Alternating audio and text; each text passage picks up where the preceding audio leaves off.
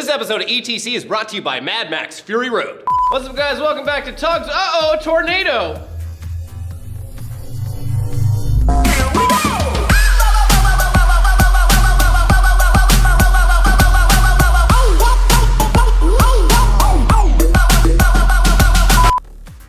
Whoa, what happened? That was easy. Come on, Brett, let's go. What's up, guys? We're back for another episode of TUGS. Take that fucking mask off.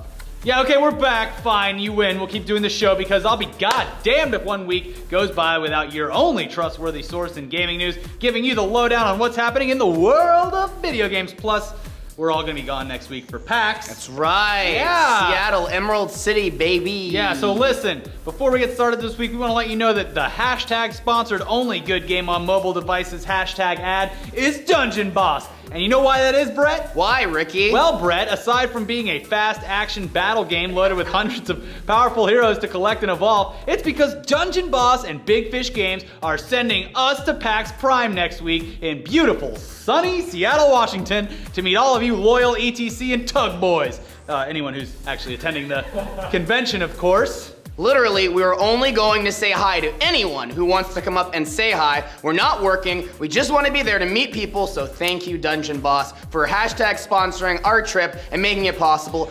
We will be on the 6th floor of the convention center at noon on Saturday the 29th, booth 6119.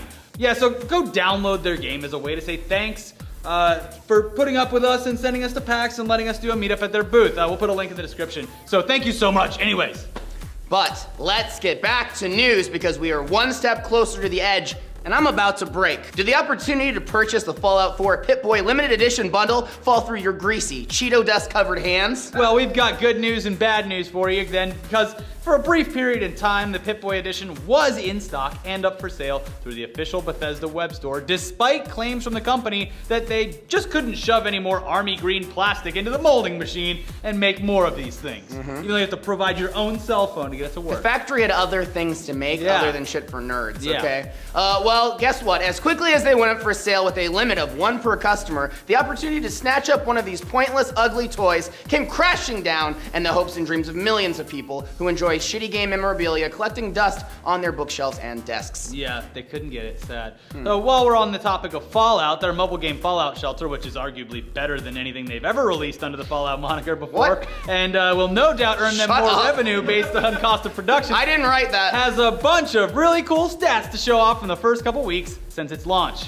Among them are the stats that over 85 million vaults have been created, all of them named Vault 666 or Vault 420. Oh, those are mine! Yeah, over 1 billion sessions have been played, and there have been over 118 million Rad Roach infestations. Yeah, actually, I know we sort of covered this last week, but we didn't actually get into it. It came out for Android last week, and after a bunch of failed attempts to wrap my head around how to actually not have everyone in my vault just kill themselves because of how unhappy they are, I finally got the hang of it, and now my vault is basically a fucking utopia. Good game. Good game. Because you know why? It's because I spent 99 cents on that little robot to float around and collect stuff. Death Claws will take away everything you have. But let's talk about something else. Remember how Twitch played Pokemon and a couple other pretty simplistic games by allowing the chat to control the characters, and after an extended period of time created just the right amount of random combinations of actions in order to successfully finish the game? Yeah. Well, turns out that doesn't work so well for modern games that take a little more finesse to complete tasks. Take this recent attempt, for example. Twitch plays Dark Souls, which, at the time of this writing, entered its 6th day in its hopeless effort to actually finish the game using the same strategies with which they conquered Pokemon. We learned about this story from Polygon back on the 17th, who at the time reported that more than 90 hours of playtime by the site had passed during the attempt, and despite the strong will to win, so far hadn't even made it out of the starting area. Sad. But that all changed last night when Twitch actually successfully beat the game's first boss, the Asylum Demon. Now, they're actually only able to complete this task thanks to the moderator, enabling a voting system for the commands instead of just letting users run wild straight into death's embrace with no oversight. Yeah, you gotta kind of put a leash on it a little bit. Well, it basically turns it into a turn-based RPG, basically. Yeah, if you have a ton of free time on your hands and you want to witness or help the attempt, head over to twitch.tv/TwitchPlaysDark, which we can only imagine might continue on without winning until the end of time. Yep, it will be there when your children are born and beyond. Now let's talk about a game we haven't mentioned in a while, but still openly love and are willing to sell out for week after week, Heroes of the Storm. Woo! Heroes of the Storm got a pretty significant patch this week, and also a brand new hero in the form of, say it, Brett. I thought that you were going to do better than me, but you didn't. Kharazim, aka the monk from Diablo 3. Now, he's a support class character and also the first support character out of the Diablo 3 universe. See, there's some nice parts to that scary, spooky game. Yeah. Aside from that, Blizzard messed around with the rank mode in the game, fixed some balance issues, and introduced dynamic bundles, which basically mean if you already own something that comes in a bundle, you'll get a discount on the bundle. Which I have been waiting for a while. Every time the bundle goes on sale, I'm like, well, fuck, I already own half that. Damn it. But sadly enough, no new map this time around. But don't worry, because there is one in development, and from what we've heard, it's almost ready to go, and it's already available on public test servers. It's going to be called Infernal Shrine, so maybe next patch. That was a little too much like actual news, Ricky. Bad! Ow, that actually hurt. I know, it's a ladle. Ugh. And now a quick note about Destiny for our boy Dunkus, because he loves the game so much, he actually will text me and say, fuck you guys, do your fucking research. That was inaccurate. Don't shit on my fucking favorite game. It was inaccurate. This is TUGS, baby.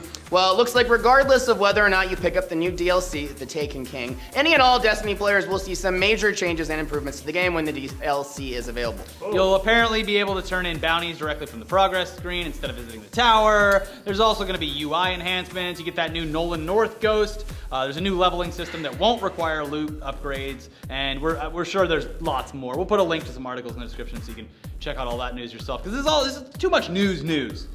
Too much news. Yeah, it's almost like you're supporting Destiny all of a sudden. What happened to you? We must really need to get out of this. Hey, I loved Destiny when it came out, so well, whatever. You're a fuckboy. How about we loosen up? Yeah. How about we stop trying so hard like a couple of real games journalists, and let's force Shibby to talk really fast and loud while reviewing something he's probably never played. PlayStation nerdlords rejoice in your superiority over the Xbox Zoidlings because the torch has been passed from Microsoft to Sony for the exclusive early access to all the Call of Duty bullshit now, including DLC. But Shibby, what the fuck are you talking about? Obviously the Black Ops 3 beta, and of course, what the fuck is going on? And of course, it looks like a Titanfall pilot had consensual sex with Riley the COD dog, and the love child are the new specialists, which is basically what you play, the operators.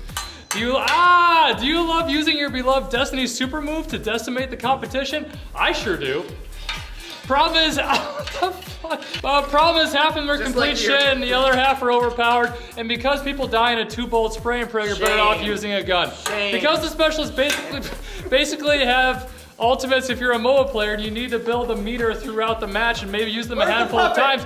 Sure, the game is fast respawning is instant, but there are a lot of moving parts, and at the end of the day, it's the same old format all the Call of Duty casual fans eat up on a yearly basis because they quickly get bored because the lack of depth. Spawn, die, kill streak, super Destiny power move, die, etc. You know you'll be spending the $6 plus tax and another $50 on the season pass for a half-ass DLC and probably microtransactions for Optic Gaming and 420 Blaze of weapon skins. Overall, I think Call of Duty is a mediocre casual arcade shooter for unskilled nerdlings and YouTubers to cash check. But if you're looking for a better skill-based shooter, there are much better options. Save yourself a few sad weeks of your life, over $100, and pass on Call of Duty as it returns for another unimaginative year, 0 out of 10. Woo! Yeah. Woo! Good job. Great job, Man, what was that review about again? I don't really know. But like we always say, Shibby doesn't matter. Nope. So let's check out a review from Amazon. Yeah, this one is for the first in the Dark Souls series, since we mentioned it in a story, and comes from user Kirk Wook, whose title reads, Patience of a Saint, Taste of Mummified Dog Dirt. Read it, Brett. God, this game is one of the worst I've ever played. Looks like a PS2 game and has repetitive monsters you have to beat in long battles, which last as long as when you last missed your bus home and had to wait for the next one. God, this game is depressing and dark. The bosses are even worse, not challenging to beat, just annoying, which requires patience of a saint to work out the weak points for 2 days to kill them, or alternatively, just watch one of the nerdy playthrough bloggers so it will only take you half an hour. If you have pride having the patience of a prison inmate for a life sentence, this game will appeal to you and you will give it 5 stars. I would give it negative 999,999 if I could. Wow, he gave it a worse score than Shibby. Wow. What the fuck? Yeah, you didn't even know you could go below 0. God damn it. He's thinking outside the box. That's right. Anyways, guys, meet us at PAX Prime Saturday, August 29th at noon, 6th floor for Dungeon Boss. We're going to be at their booth 6119 and check out a new episode of Weekly Weird, along with the latest Tech Tuesday and a podcast with Tony Hale. Bye. Bye.